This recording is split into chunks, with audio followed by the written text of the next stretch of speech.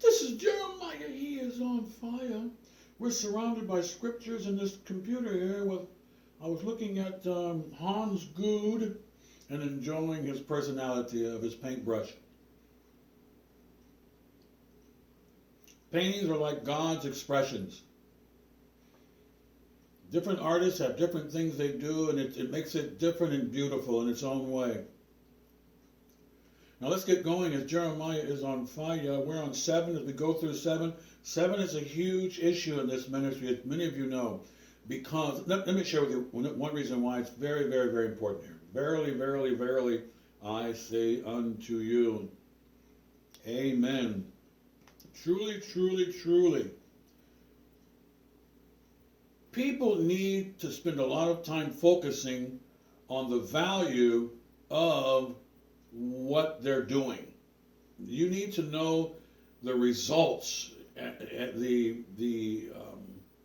benefit in what you're doing. For example, Christianity in general has a lot of denial in terms of what God is demanding of you to serve His Son and to promote the church. Now, in order to get a mindset where you're comfortable with that, you need to add to your mettle, mettle, your staying quality and your grit and your soldier mentality, as Paul told Timothy. You need to add to that the reward that's coming to you for this mettle and this staying quality and this continued denial. You need to focus on what's going to happen.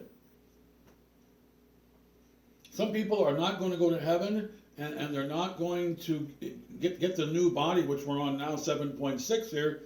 They're not going to get that new body, and if someone would have told them the benefits of all of this Christian life, they would have probably entered into taking up a cross and putting on a servant mind in a church and tolerating whatever it is the Master has called for them in terms of their afflictions, their long suffering, as Paul just told Timothy, we just read, that long suffering and Christianity are one. And so that you need to realize that though there be some sort of accomplishment of these days of your life as a Christian, where you accomplish the endurance and facing church challenges and things that challenge you personally, pleasures that you want, as opposed to denial that's required of you. All of this can become more attractive when you look at beauty. That's why I spent a half of the year last year, 2022, talking about beauty. Maybe not half of the year. I don't know the exact number of hours, but we spent about 30% at least of my time last year hammering home those high definition pictures, the pictures of babies, to remind the people who are going to watch these videos that beauty is everything. Beauty is an expression of love. That's why we looked at 7.5 here in the previous digit here, which is God's going to make everything beautiful. Ecclesiastes 3:11. He makes everything beautiful. See, God is love. He's going to make everything beautiful. Because love makes everything beautiful. This is what makes these high definition pictures on these new channels and podcasts, or whatever you want to call it, venues of exposing different people's personalities, and I like the desert and Billy likes the ocean, whatever. All of these new high definition pictures are revealing God's existence. Romans chapter 1. Beauty reveals divinity. I was watching one of these rock and roll movies, which I was browsing the channel, which I rarely do. We just cut off the feed to the TV in there. I just cut off the feed. I don't want to see that much TV at all or anything on the web. I go on the web to put my videos up. But the The gentleman in the movie saw a very beautiful woman, and he said, "There is a God." See, that's the point. And we're not saying that a beautiful woman or a beautiful tree is the only beauty. That's not the point. The point is that organization and design reveal God. We just looked at Goud's painting here, one of his best paintings, I think, and I look at the painting, and what do I see? I see Goud. You get the point? I see Goud painting and thinking with his intelligence. That's what I see. I just don't see the painting. That was one of the main themes that I wanted to get across last year. We did Love in the Womb. They know how to take pictures in babies in the womb now, where it's like in 3D and stuff. I put some of those pictures up there on one of the videos. It's absolutely amazing.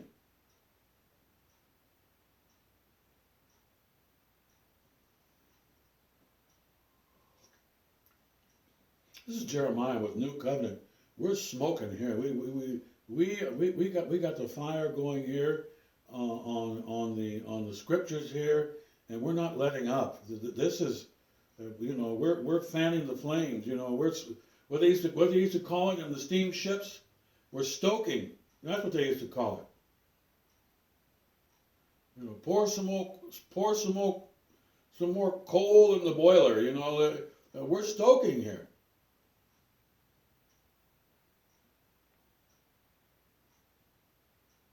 And beauty is huge. Let's move on, because I spent a good chunk of last year's lessons pointing out my videos, talking about the pictures a little bit.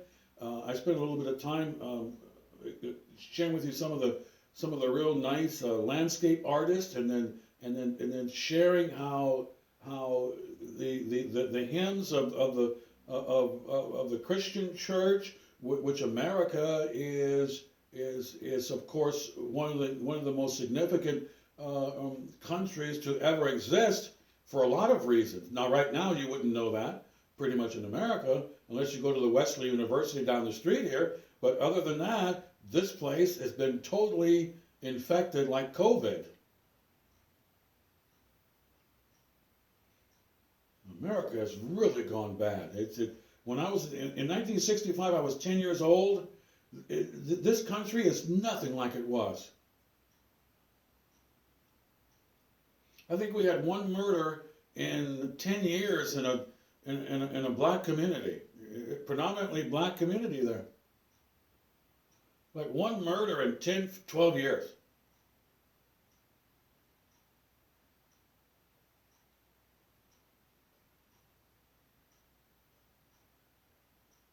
And so to say that things are the same, it's not even close. And let me explain something to you.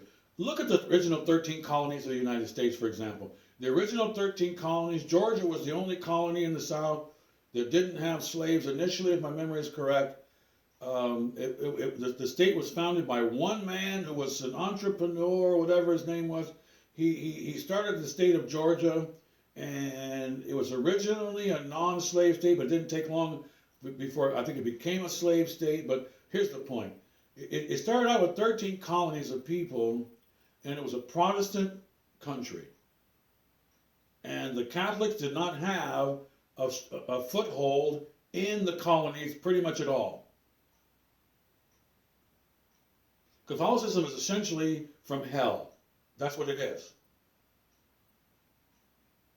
I watched a movie last night where they had this guy come in. He goes, "I'm the father." He's wearing all black and stuff, and he's wearing all black, and he's walking around, and he's going, "I'm the father," whatever. Absolutely asinine individuals. The people who make these movies and insert this in the movie, and the people who play these parts in the movies, and the people who watch the movies who are going to allow it to get into their brain. Jesus said, "Do not call anyone father." That's fourth grade Sunday school. And yet here they are blatantly contradicting the master in a country that's supposed to be in God we trust with the Bible. See, so my point is that when things go bad, they go bad. That's my point. That's the point. So San Francisco wanted to be called San Francisco because of St. Francis, and they want to have the sacrament in Sacramento, and they want to adopt all of these Catholic ideas, and the Catholics took over the whole city. Then you wonder why there's an earthquake and a great fire there where half the people were died in one day. When was that? 19, what was that? I forgot the year.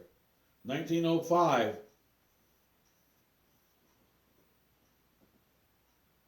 You think Catholicism, worshiping Mary, calling yourself Father, then having a guy walk around in all black or something, there's nothing to all of this? Why would you wear all black? It doesn't make any sense.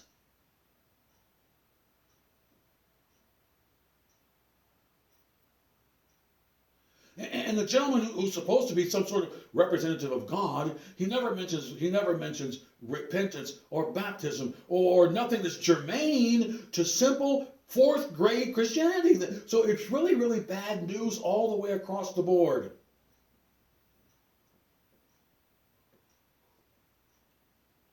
Anybody who reads a King James Bible or the Bible and they don't come away with repentance and baptism as a critical component to Christianity, they need to be dismissed. They're doing a great disservice to the representation of God and what He wants from Adam, from the Adam's family.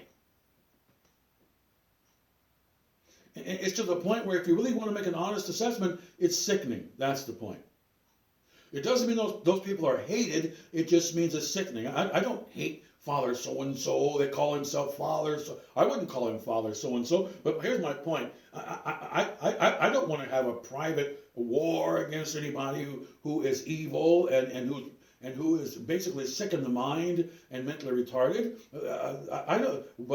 But to say that I don't have a right to be sick is not American. I have a right to be sick when you're sick, when you're sickening.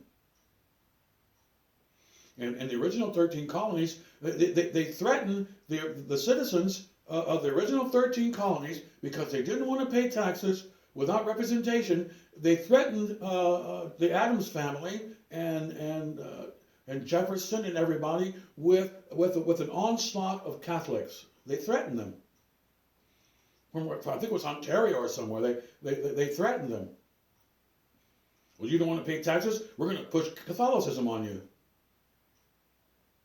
Just like they did in the Inquisition, where everybody had to listen to the Pope and believe in transubstantiation and give money to the church and give taxes to the Pope and all of this stuff that was demanded of you and all of this, the Inquisition, and they could arrest you when they feel like it and murder your family, just because they felt like it, or you didn't like transubstantiation, or you didn't like Mary, or whatever kind of nonsense that these idiots pushed on people. My point is that the original 13 colonies, they broke away from this, and that's exactly why they started the 13 colonies, to get away from that. Yet look what happens. All of a sudden, here comes the infection. Why did the Pilgrims come here? To get away from the Inquisition, basically. People in power who were fake religious people who worshipped animals and women on the wall and statues, who obviously have other mental problems. And one of the mental problems is they're going to come after you and punish you, because that's what happens to people who worship animals and women flying across the room. They have other mental issues. So the Pilgrims come here, and then here comes your boy, Mr. Penn, who wants to also escape the Inquisition and the powers that be who are crushing the real Christian people. Nothing changes.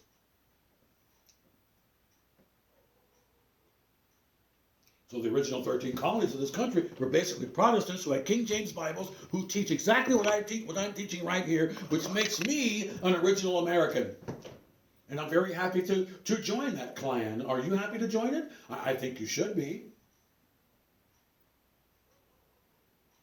In spite of where America stands today, it stands as a place that made a constitution that was basically based upon 10 Commandments and Moses' law. So what's that going to do to the people of the country who make that their Magna Carta? It's going to make them in a much better situation as a society than if you go down south to the pygmies who behead people and laugh about it. Okay, which society are you going to be better off in? Think about it. You don't have to. You shouldn't. Unless you go to a university around here where they say ethnographic something is beautiful. Don't say that man who slaughters people is a bad guy, because the world is infinite. And okay, they gave me that stuff in college. A bunch of idiots. I don't necessarily like the Judeo-Christian values. I'm the professor of this classroom. I said, well, sir, evidently you have the power to say that and to be there and to exercise your authority there and let it be. You know, as far as you being intelligent, calling yourself an intelligent person, that's up for debate. Now your fellow Babylonian professors have declared you an intellectual, and maybe that's what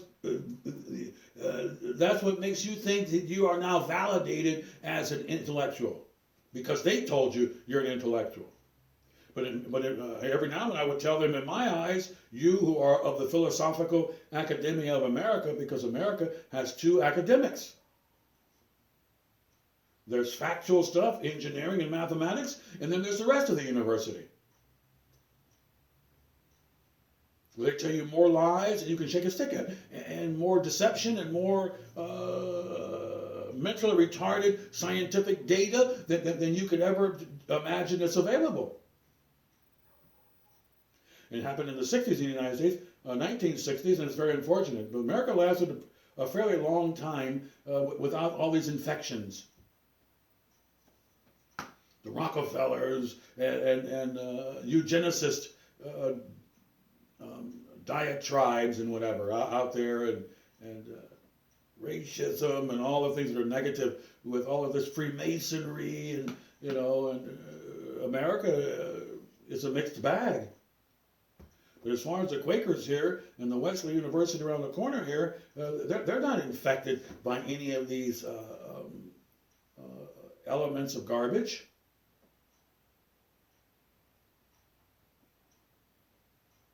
Because they're standing on the solid rock of Jesus Christ. They're on the narrow path of intellectualism that the original 13 colonies were so good at adopting. If you take slavery out of the mix, you're looking at an absolutely almost heavenly place to live on many levels. This original American idea. And the point is that it was the 10 Commandments and Jesus Christ that made it superior.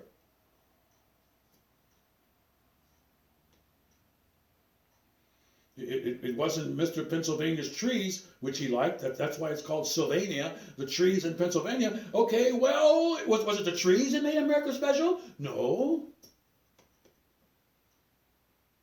How about the Indians and horse, knowing how to ride a horse? Indians know how to ride horses exceptionally well, without saddles and without anything. But here's my point: what made America great was the Constitution and the Declaration of Independence, and whatever intellectual component was therein.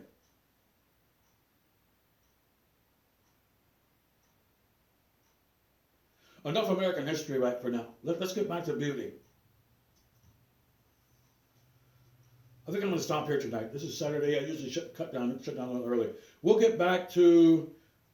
Let me give you something in brevity here. 7.6 is you're going to be beautiful. 7.6. 7.8. 7.7 is the entire home of heaven. Everything there's too much to talk about when we get to that subtext here.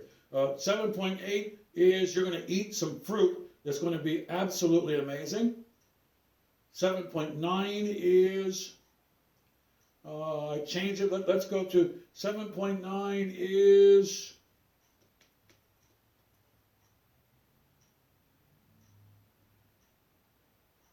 let's go to 7.10.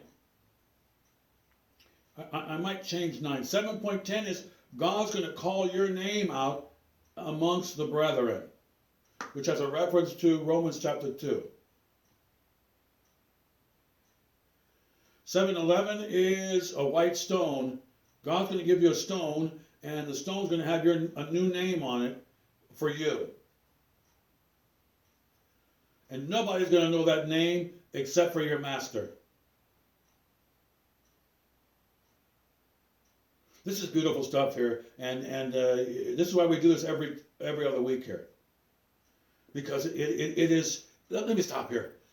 It's what you're here for. Let me share something with you. I used to turn my TV on when I was young, and these pastors, these people, and a lot of them are clowns. They're running their mouth. They're not talking really about what Christianity is. Christianity is not you having confidence in the fire. That's not what Christianity really is.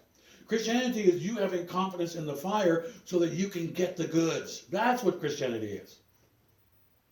Quit telling me about the fire all the time, and I need to be confident all the time, and I need to be confident, and be confident, and be confident, and over again. I say it 1,000 times. No, you are here to be confident so that you can have the love of Jesus forever. That's why that's why we push being confident in denial here. Not for you to rejoice in denial. Well, I don't get to go to the ball game today. I have to go over Sister So-and-so's house. That's not Christianity. It doesn't mean you can't rejoice in labors and in tribulations and shakings. That's not the point. The point is that's not the essence of what Christianity is. The essence is you die and go be with the Master or the rapture. That's the essence of Christianity. That's the big enchilada. And if I hang around you and you don't talk about that, then there's something might be wrong with you as a convert. Because you're either a baby convert or you're not a convert at all. You're one of the two. When you don't focus on the big prize. It's like going to work and talking about work all the time. No, you're supposed to talk about getting your paycheck and enjoying the money or something instead of you talking about work all the time.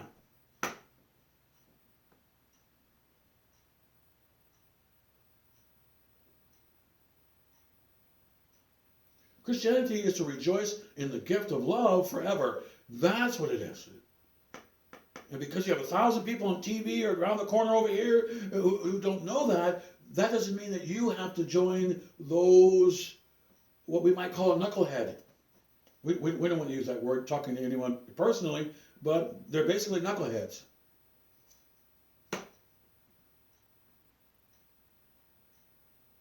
Once again, we don't use this kind of terminology referring to one person like the word fool. I don't call people fools, but I will say a fool will do this.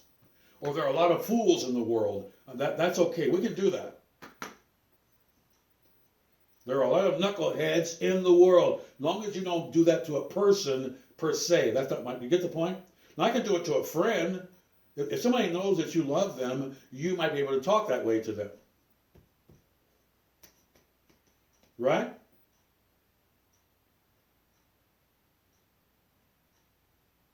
Jeremiah will teach you how to interact with people, you out there, especially some of you young people, because I get all ages here. It's difficult to get through beauty. Beauty is just monstrous because it's what we're here for. I am not here to rejoice exceedingly in denial of fun. No. I'm not here to rejoice in the gift that God's going to give me on this earth and get really excited. No, I can't do that. There are people suffering around the corner over here. Homeless and hungry and wounded in hospitals. I cannot get too excited here. That would be mental retardation. Only zombies enjoy the world. when all hell is breaking loose. People are sensitive and caring, understanding, and whose brain is working 50%, they cannot get too excited about this world. That's what makes a lot of TV bozos sickening, because they are totally insensitive to what's going on, and they're rejoicing in their own little party. And furthermore, they're not looking forward to be with the one that they say they love. How can you love somebody and not want to be with them? Bottom line, you don't love them. You got that?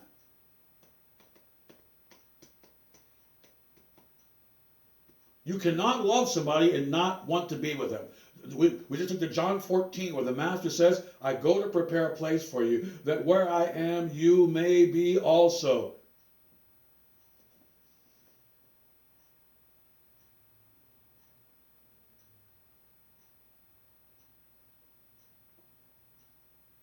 A person who has half a brain and half a heart, if they had loving parents, they never wanted to leave their parents. They never wanted them to die.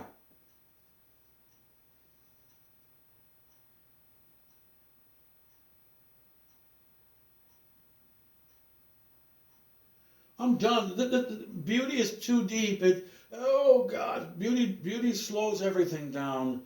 You know, that's why we spend a third of the year, probably, I don't know how much time, I think it was about a third of our time just talking about beauty, because it is the key to everything. Music, harmony, color, design, an angel body that you're going to own for yourself. This is not insignificant at all.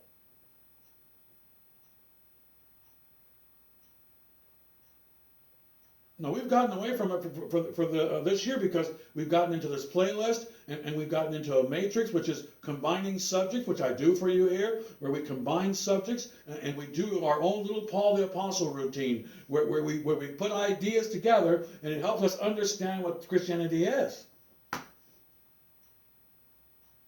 And you walk away a person who now has comprehension as to what's going on with the teachings of your Master. Okay? I'm going to shut down for the day. That's it. We're having a hard time getting through the first few playlists here, because they're the thick ones. We just went to wisdom. That's another thick one. You want to talk about a very multitudinous myriads of lessons under wisdom, and then faith, of course, is a monster. Now, I'm very happy with faith, breaking it down for you and getting a lot of the basics of it, so that we can cover the basics on number 5 here. So, and I just added some more, and I'm very happy with that. As we get to the bottom line for this year, in this holiday season, where we have all 31 flavors basically done, just like your Thanksgiving meal, all the dressing and the gravy, it's all lined up and it's all looking good. See, that's what we're doing here. And then next year we'll probably get into,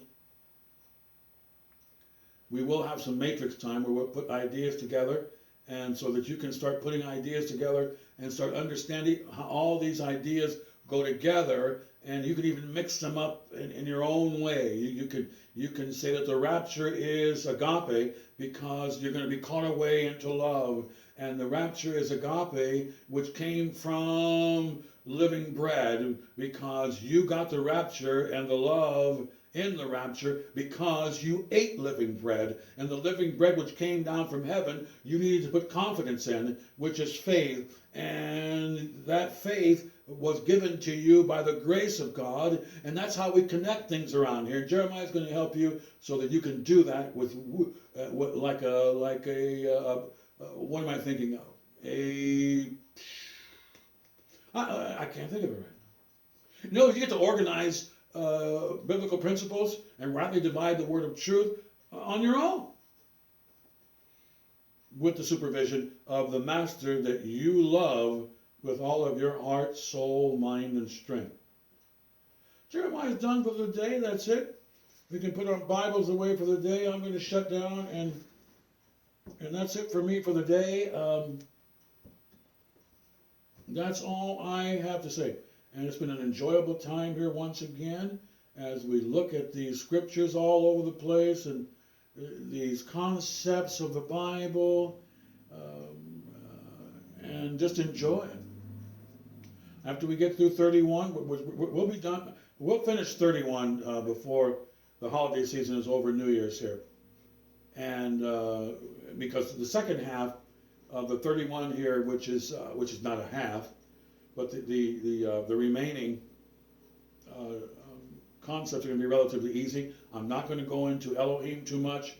Dirty, I'm just going to put up dirty because we're not focusing on dirty that much anymore in this ministry. For those of you, we're going to make it a minor issue. Punishment and all of that, and the demonic witnesses. It's going to be information available for you, and we will talk about it. We have to. It's part of my job is talk about heresies, but we're not going to focus on that too much. Probably until June or July. We're letting all that go. We're focusing on beauty and grace and good things for about 2 years in this ministry. The apostasy and people all of a sudden falling in love with homes and cars and their mirror and Starbucks in America or something, tattoos and workout gym equipment. And okay, that's called a falling away. And it's sad because it's Jeremiah's lamentations, because it's sad to see people who had a love of Jesus Christ, all of a sudden they're loving things other than the Master. That's what's happening. There's a good word for that. That is, your heart is divided, and there's a better word, but I can't think of it right now. All issues of life stem from the heart. People make their minds up to attach their hearts to something, and then they use their brain to organize their life so they can use that as their love. They can get the most out of that thing other than God. An idolatry. So you found something other than God to really put your heartstrings on. Movies, horror movies, workout gyms, accomplishments and trophies in the living room and everything out there that's available. And you left Father at the grocery store. You're on your merry way. But we're here to snatch people out of that fire. Jude, 65th book, right? We're here to get people back on track, to get their heartstrings back to Father and to be saved by that connection. Okay? That's it. We're done. Good day's work here.